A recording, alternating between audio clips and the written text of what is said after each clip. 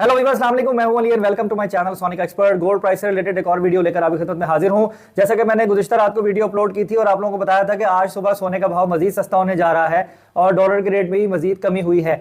तो वो दोनों चीज़ें जो हैं बिल्कुल वैसे ही हैं जैसे मैंने आपको बताई थी। अगर मैं डॉलर का रेट बताऊं ना आपको, तो इंटर बैंक में 284.10 पैसे और ओपन मार्केट में 285.80 पैसे का जो है वो इस वक्त रेट है। और 290 288 के पैरामीटर में अगर आपने खरीदना हो तो डॉलर आपको मिल जाएगा। तो डॉलर भी नीचे आ रहा है।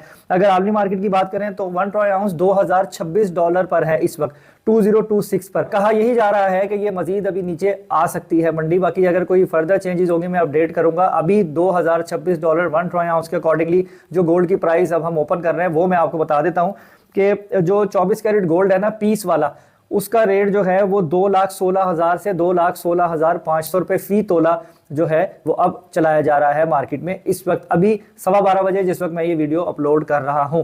और अगर लोकल रिफाइंड के गोल्ड की बात करें वो मैं आपको बताता हूं। काइंडली उन लोगों से रिक्वेस्ट है जो वीडियो पर फर्स्ट टाइम आए हैं, चैनल को सब्सक्राइब करें और बेल आइकन को जरूर दबाएं ताकि उन्हें आने वाली वीडियोस का नोटिफिकेशन मिले। अगर हम लोकल की बात करें तो 2,13,000 से 2,13,500 पे लोकल रिफाइंड के गोल्ड यानी पठूर का रेट है। अगर हम दुबई के रेट की बात करें 2,21,000 रुपए फी तोला और पेशावर 2,25,500 के पैरामीटर में बताया जा रहा है।